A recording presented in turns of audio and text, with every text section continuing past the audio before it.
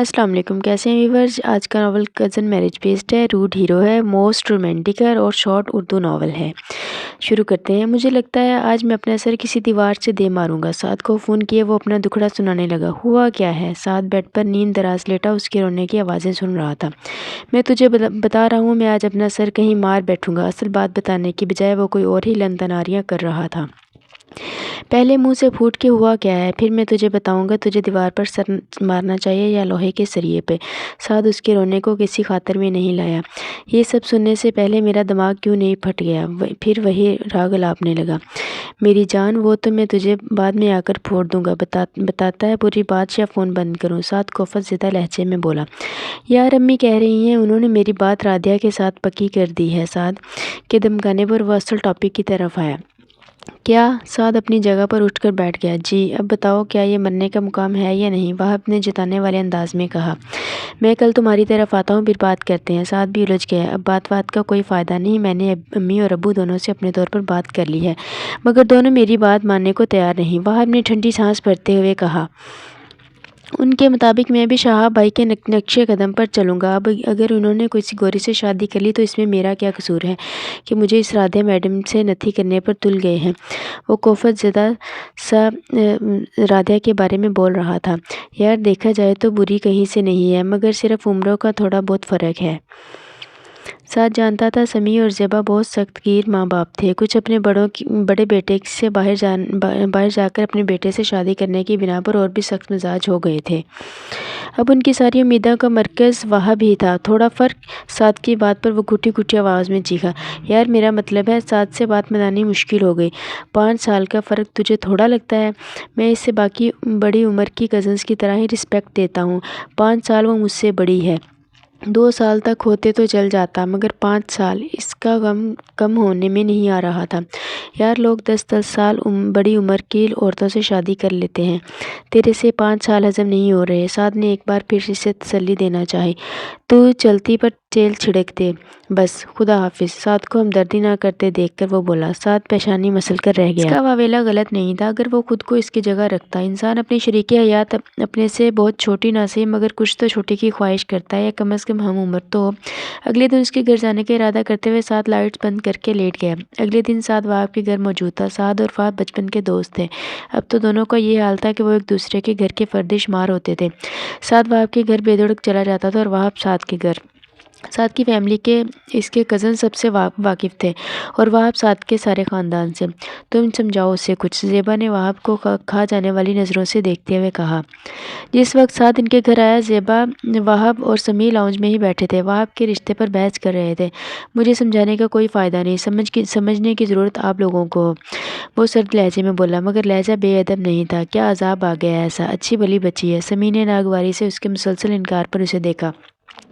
بچی اچھی بلی ہے، مگر آپ لوگوں کی اپروچ ٹھیک نہیں ہے۔ اگر اس کی بڑی بہن کو ہم سے دھوکہ ملا ہے، شہاب نے اس کی بہن کو منگنی کے نام پر لٹکائے رکھا اور شادی کسی گوری سے کر لی تو اس میں میرا کیا قصور ہے؟ وہ جھنجھلایا۔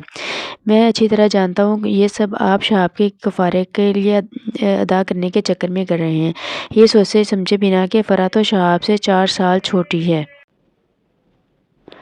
جبکہ رادھیا مجھ سے 5 سال بڑی ہے۔ کچھ تو جوڑ ملاتے، یقین کریں میں کبھی منع نہ کرتا، مگر آپ صرف شہاب کی غلطی کو دھونے کے چکر میں ایک بے جوڑ رشتہ بنانا چاہتے ہیں۔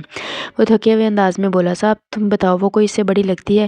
ارے اتنی کامنی سی تو ہے، بلکہ تم اس سے 10 سال بڑے ہی لگتے ہوں گے۔ زیبا نے وہاب کے کسرتی جسم اور لمبے قد کو دیکھتے ہوئے سعد کو بیچ میں گھسیٹا۔ وہاب آنٹی غلط نہیں کہہ رہی ہیں۔ سعد کی بات پر اس نے حیرت سے منہ کھولے دیکھا، اپنے جگری دوست کو دیکھا، وہ جو بجائے اس کے ماں باپ کو سمجھانے الٹا اسے سمجھا رہا تھا۔ حیرت اب غصے اور افسوس میں بدل چکی تھی۔ میں آپ سب کو بتا رہا ہوں، میں نکاح والے دن گھر سے بھاگ جاؤں گا۔ اب کی بار وہ دھمکی آمیز لہجے میں بولا۔ ٹانگیں توڑ دوں گا تمہاری۔ سمیع گھرائے۔ توڑ دیں، اچھا ہے لنگڑے سے شادی کرنے سے وہ خود ہی انکار کر دے گی۔ وہاب نے ہاتھ جھاڑے۔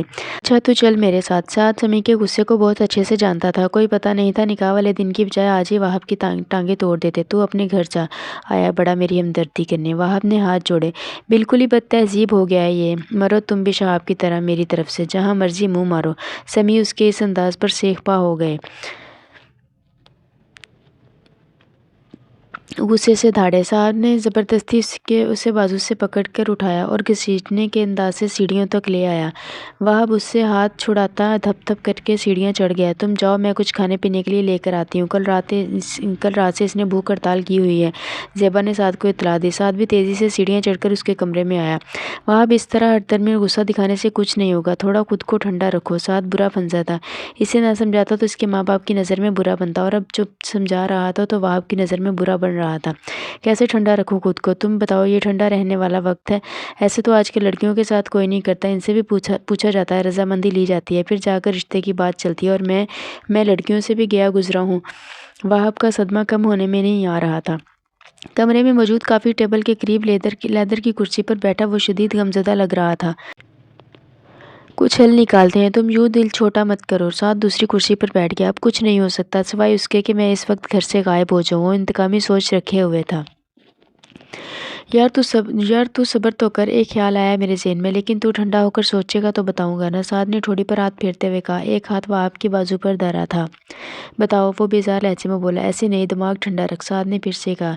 अब क्या मैं फ्रीज़र में जाकर बैठ जाऊँ या बर्फ़ सर पर रख लूँ? ठंडा ही है, वो कोफत भरा लहजे में बोला।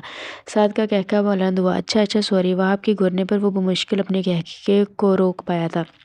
तुम रादिया से खुद बात करके देखो, शायद वो भी अपने घर वालों की वजह से मजबूर हो।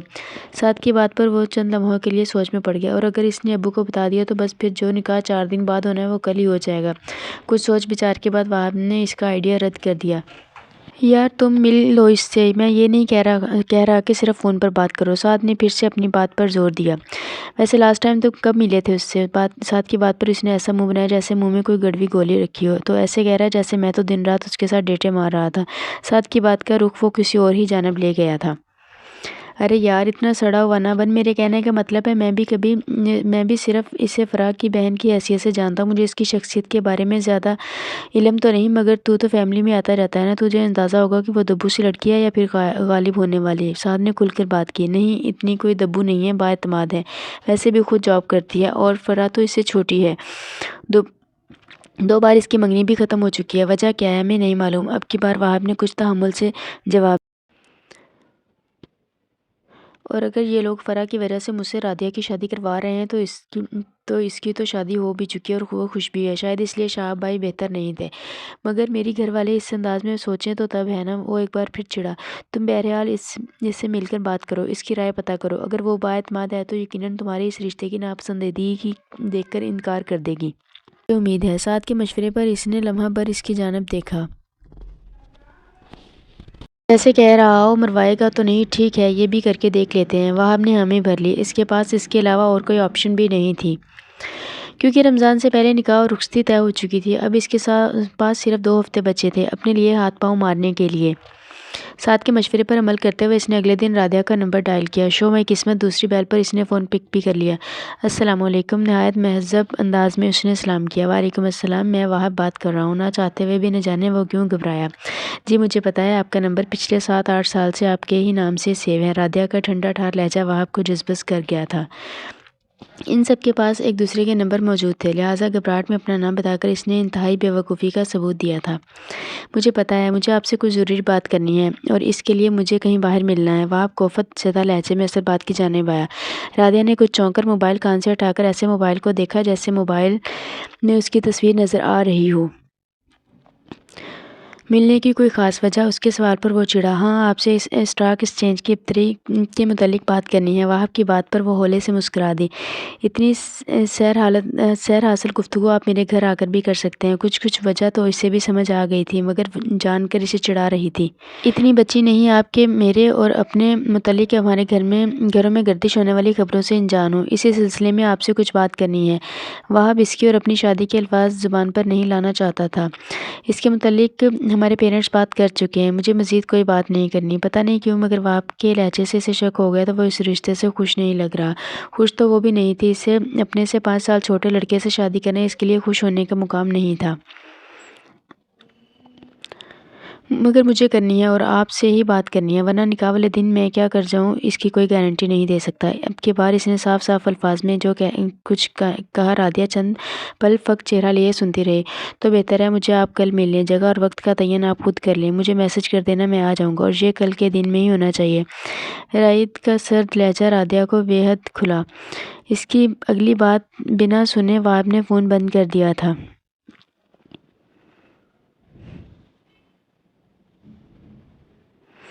کچھ سوچ کر اس نے ایک ریسٹورنٹ کا نام اسے سینڈ کیا جو اس کے اور وہاب کے گھروں کے درمیان میں بھی پڑتا تھا۔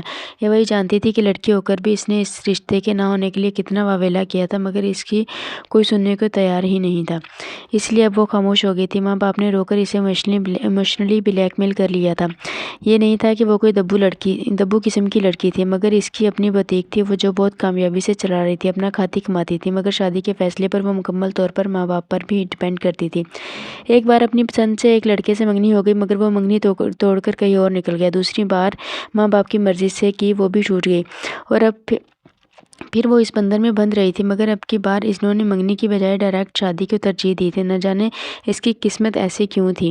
حالانکہ کسی چیز کی کوئی کمی نہیں تھی اس میں، اچھا قد کاٹ، پیاری شکل و صورت، مگر قسمت اچھی نہیں تھی۔ اپنی سے بڑی بہن کی منگنی کبھی وہاب کے ہی بھائی سے ہوئی تھی، مگر وہ باہر جا کر شادی کر چکا تھا۔ اسی کا ازالہ کرنے کے لیے اب اس کے ماں باپ چھوٹے بیٹے کا رشتہ لے آئے تھے۔ رادیہ کو وہاب کے ساتھ ہونے والی اس زیادتی سے کوئی خوشی نہیں تھی۔ وہ اسے ہمیشہ ایک چھوٹے بھائی اور دوست کی طرح ہی ٹریٹ کرتی تھی، مگر وہ بھی مجبور تھی، جانتی تھی جہاں کہیں بات چلے گی کچھ عرصہ بعد ختم ہو جائے گی۔ سمیع اور زیبا اس کو ہر حال میں اپنانے کو تیار تھے، اس لیے اس کے ماں باپ نے بھی مطمئن اور کچھ مجبور ہو کر اس کی بات وہاب کے ساتھ طے کر دی تھی۔ اگلے دن وہ دونوں رادیہ کے مقرر کردہ ریسٹورنٹ میں ایک دوسرے کے روبرو بیٹھے تھے۔ وہاب نے نظروں کو بار بار باور کروایا کہ وہ جو سامنے ہے وہ 5 سال بڑی ہے، مگر دل تھا کہ رادیہ کی بھولی سی من موہنی صورت دیکھ کر اس کے ماننے سے انکاری تھا۔ رادیہ خاموشی سے اسے نظر انداز کیے ادھر ادھر لوگوں کو دیکھنے میں ایسے مصروف تھی جیسے وہ آئی ہی یہاں اس کام پر ہے۔ وہاب کو اپنا نظر انداز کیا جانا کھل رہا تھا۔ آخر اسے گلا کھنکارنا پڑا۔ رادیہ نے ایک چھوٹی سی نگاہ اس پر ڈالی۔ دیکھیں، آپ کا اور میرا کسی بھی طرح میچ نہیں بنتا، ضروری نہیں کہ ماضی میں بھائی نے جو کچھ کیا اس کا کفارہ ادا کرنے کے لیے ہمیں قربانی کا بکرا بنایا جائے۔ وہاب دونوں ہاتھ ٹیبل پر رکھے انگلیاں آپس میں پھنسائے سوچ سوچ کر بول رہا تھا۔ گاہے بگاہے نگاہ اٹھا کر اس کے بے پرواہ چہرے پر بھی ڈال دیتا تھا، پھر وہاب کے رکتے وہ ایسے بولی جیسے وہ کوئی خبر یا کہانی سنا رہا ہے۔ وہاب نے اب کی بار تنی ہوئی نظریں اس کے وہ کیس جیسے ایٹیٹیوڈ پر ڈالیں۔ پھر کا کیا مطلب ہے؟ وہ کڑک لہجے میں بولا۔ یہ سب آپ کے خیالات ہیں، جبکہ میرے خیالات بالکل مختلف ہیں۔ میرے لیے میرے ماں باپ کی زبان اور مرضی سے بڑھ کر کچھ نہیں۔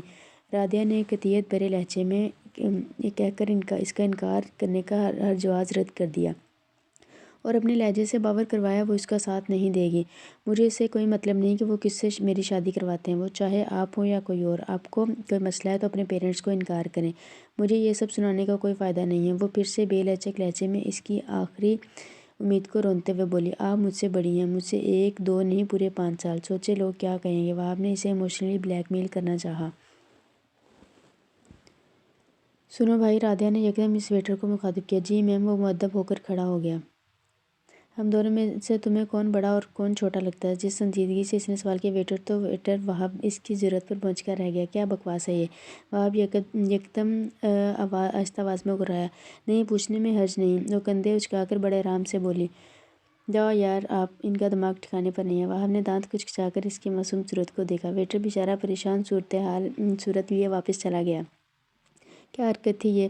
اب وہ غصے سے ایک نظر جاتے ہوئے ویٹر پر اور ایک نظر رادیہ پر ڈال کر بولا، جو پرسکون چہرہ لیے کندھے جھکا کر اس کی جانب دیکھنے لگی۔ آپ ہی نے تو کہا تھا لوگ کیا کہیں گے۔ میں نے سوچا آج ہی یہ معاملہ ابھی کلیئر کر لیں گے، لوگ ہمارے بارے میں کیا کہتے ہیں۔ مزے سے وہاب کے چھکے چھڑاتی ہوئی معصومیت بھری لہجے میں بولی۔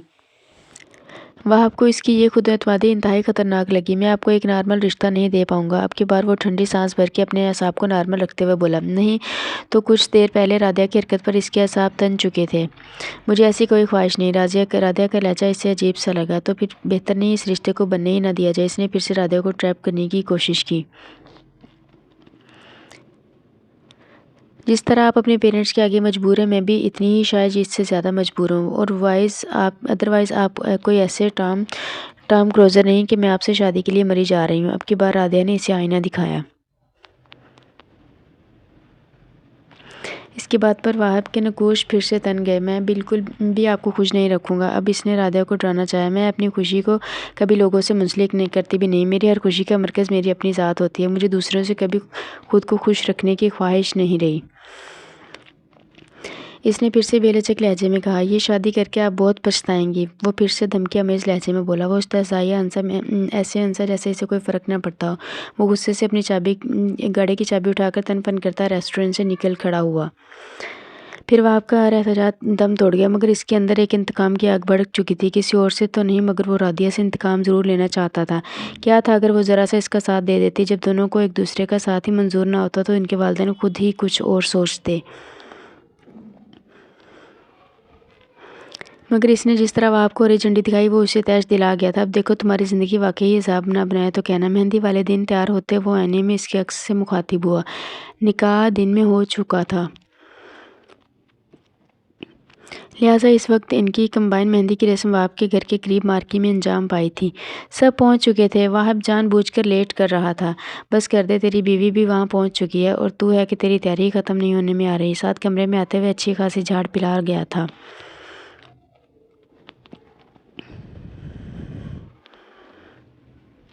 ہاں تو انتظار کرنے دو سب کو۔ وہ خود کو خوشبوؤں میں بساتا بے نیازی سے بولا۔ کیا سوچے ہوئے ہو؟ سعد نے کھوجتی ہوئی نظروں سے اس کے انداز دیکھے۔ کچھ بھی نہیں، وہی بے نیاز انداز۔ یہ پہلی بار تھا جب وہ سعد سے اپنے خیالات حتیٰ کہ اپنے جذبات اور اگلے کا لایا عمل بھی چھپا رہا تھا۔ اپنے جان سے پیارے دوست کے ساتھ یوں اپنا آپ چھپانا اس کے لیے مشکل تھا، مگر وہ یہ مشکل کام انجام دینا چاہتا تھا۔ تھوڑی دیر بعد وہ بھی سب کے ہمراہ مہندی کی رسم کے لیے مارکی میں پہنچ چکا تھا۔ دونوں کو باری باری سب کزنز جھرمٹ میں لیے اسٹیج تک لایا گیا۔ ہر جانب گیندے اور مختلف رنگوں کے پھولوں کا میلہ سا لگا ہوا تھا۔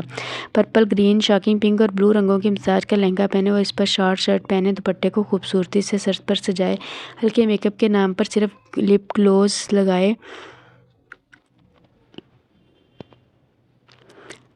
لائنر آنکھوں میں لگائے، وہ واہب کے ساتھ بیٹھی اس کی حسیات اپنی جانب کھینچنے میں پوری طرح کامیاب ہو چکی تھی اور اسی وجہ سے واہب شدید جھنجھلاہٹ کا شکار تھا۔ رشتے کی ایک آنٹی نے واہب کو ہتھیلی سیدھی کرنے کا کہا۔ واہب نے سڑے دل سے ہتھیلی سیدھی کی۔ رادھا بیٹا تم بھی اپنے بائیں ہاتھ کی ہتھیلی اس کے ہاتھ پر رکھو۔ ان کے حکم پر وہ دونوں بوکھلا کر رہ گئے۔ یہ تو الگ الگ نہیں رکھتے۔ واہب نے اپنے لہجے کو عطل مقدور تلخ ہونے سے روکتے ہوئے عام سا تاثر پیدا کرنے کی کوشش کی۔ ارے بھئی نہیں۔ وہ اس کی بات ہوا میں اڑا کر رادھا کا ہاتھ خود سے سیدھا کرنے لگی۔ واہب کے ہاتھ پر رکھتے ہوئے بولی۔ پھر پان کا بڑا سا پتا رادھا کی ہتھیلی پر رکھا۔ واہب کا کوفت سے برا حال تھا۔ رادھا کی پیشانی پر پسینہ آ گیا تھا۔ کسی خوش فہمی میں مت رہنا، مجھے ان واہیات حرکتوں سے کوئی فرق نہیں پڑنے والا۔ رادھا کو ٹشو سے ماتھا صاف کرتے دیکھ کر وہ اسے جتائے بغیر نہیں رہ سکا۔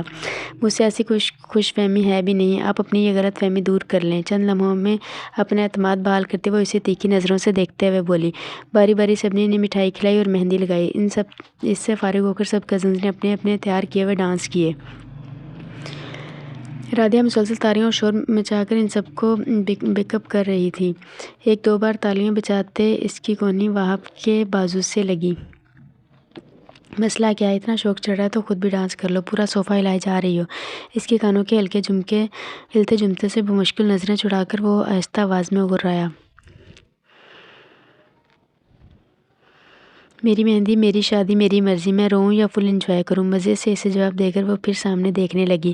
واہب نے تیکھے چتونوں سے اس کے انداز دیکھے۔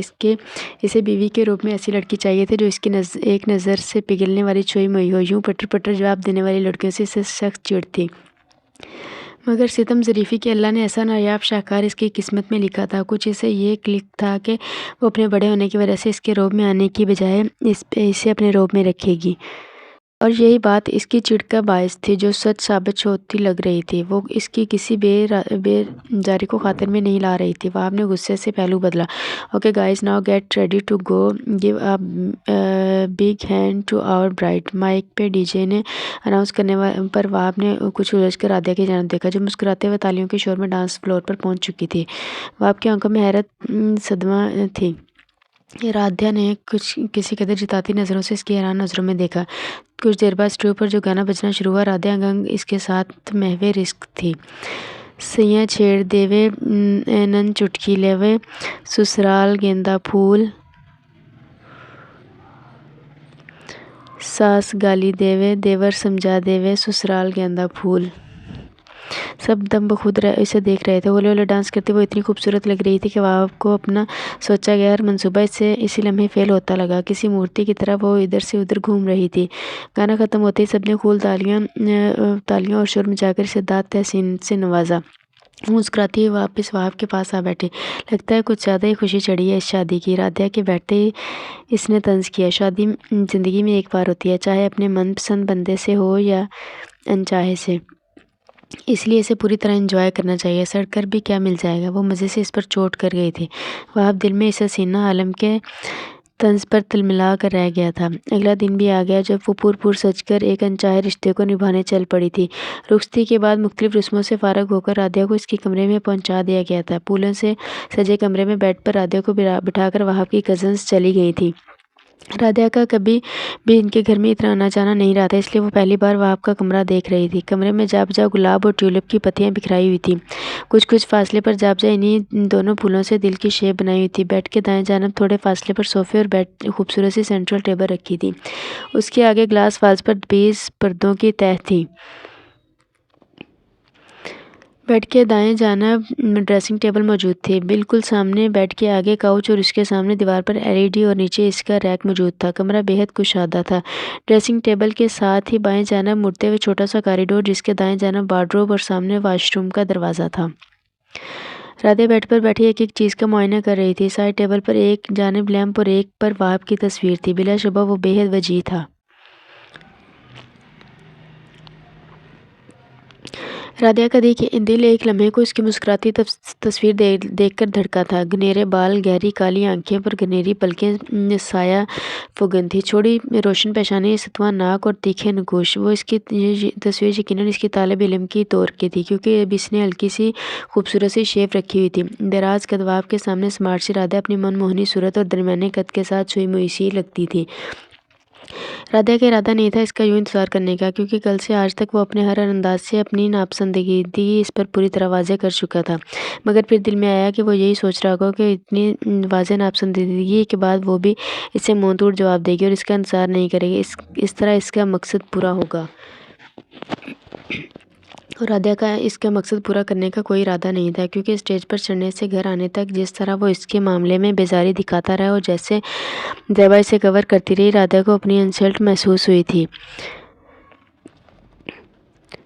इसने भी दिल में सोच लिया था अगर वो इसके साथ बुरा करेगा तो वो इससे भी ज़्यादा इसके साथ बुरा करेगी। ज़िंदगी ऐसे ही गुजरनी है तो ऐसे ही सही।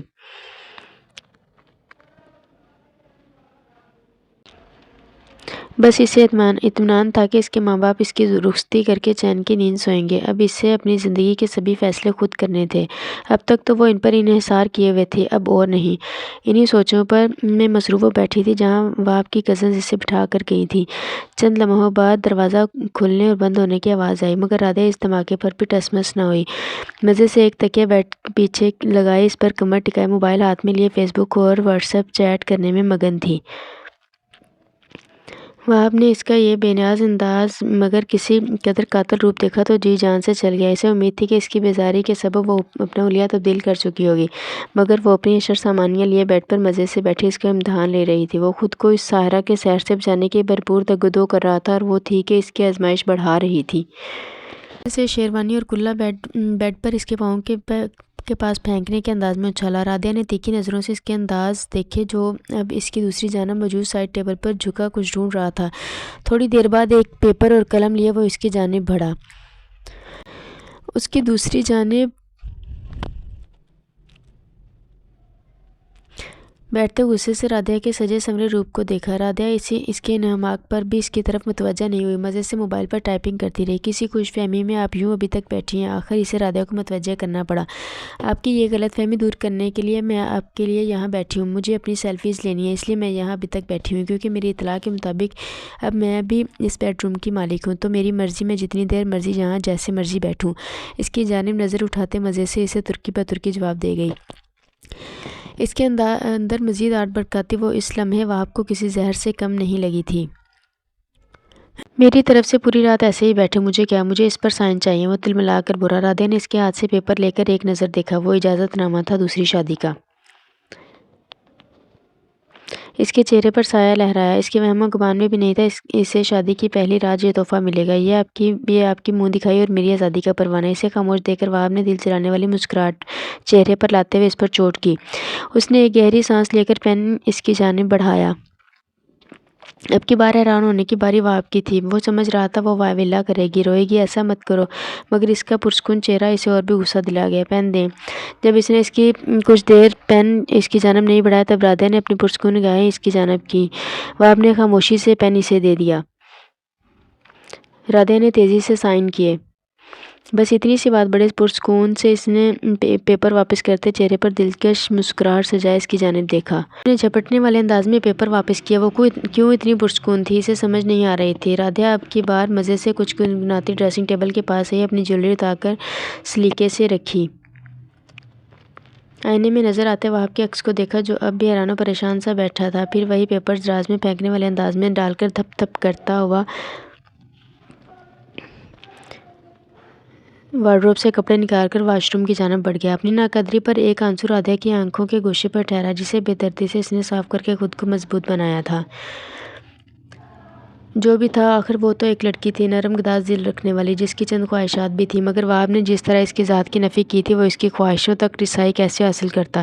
جیسے ہی وہاب باہر آیا رادھا نے اپنی چیزیں سمیٹ کر کپڑے لیے واش روم میں بند ہو چکی تھی۔ باہر آئی تو وہ مزے سے بیڈ پر لیٹا تھا۔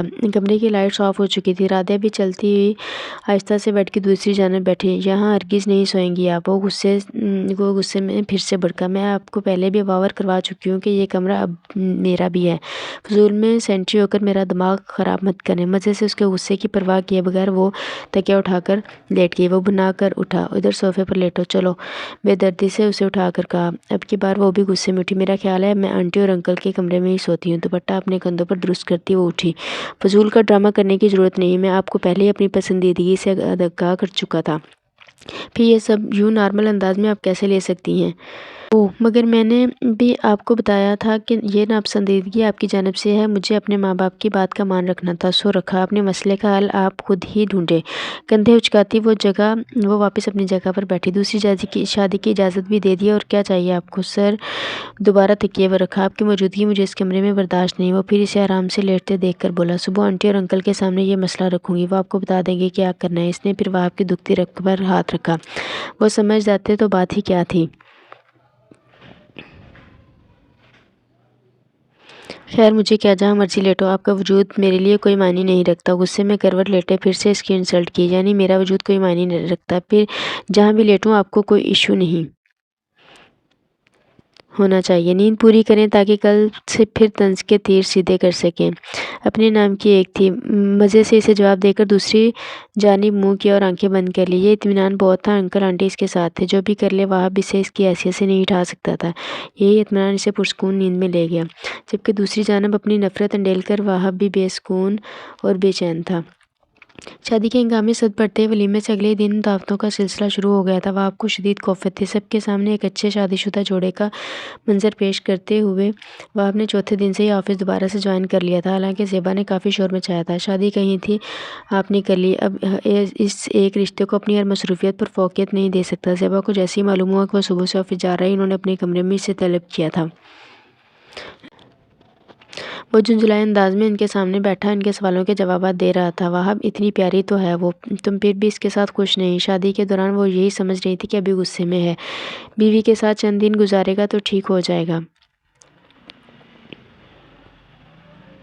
صرف خوبصورتی کسی ازدواجی زندگی کی کامیابی کا راز ہوتی تو کسی خوبصورت جوان لڑکی کو کبھی طلاق نہ ملتی۔ اس کی خطرناک حد تک کہی جانے والی سنجیدہ بات پر ان کا دل دہل کر رہ گیا تھا۔ کیا کرنے والے ہو تم؟ انہوں نے دہشت سی اس کی آنکھوں کو سنجیدگی کو دیکھا۔ بے فکر رہیں، طلاق نہیں دوں گا، مگر ہر وقت اسے اپنے سامنے بھی برداشت نہیں کر سکتا۔ کم از کم آفس جا کر تو اس عمر رسیدہ خاتون سے جان چھوٹے گی۔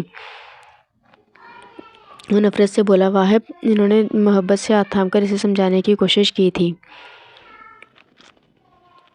بچی نہیں ہے وہ، مجھ سے 5 سال چھوٹی نہیں 5 سال بڑی ہیں۔ بھائی کے کیے کی سزا مجھے ملنی تھی، مل گئی، اب کہیں تو اپنی مرضی کی زندگی گزار دیں۔ وہ غصے میں ان کا ہاتھ جھٹک کر کمرے سے نکل گیا۔ آفس سے واپسی پر وہ جان بوجھ کر جم آ گیا۔ وہ چاہتا تھا جتنا وقت اسے میسر ہے وہ گھر سے باہر ہی گزارے۔ جم میں داخل ہوا تو سب نے اسے مبارکباد دی، بے دلی سے چہرے پر مسکراہٹ سجائے سب کی مبارکباد وصول کی۔ پھر اپنے جم پارٹنر کی جانب بڑھا، کیسے ہو بھائی؟ سنا ہے بھابی بڑی ہیں تم سے؟ اس نے سرسری سا سوال کیا جو وہاب کو کسی تازیانے کی طرح لگا۔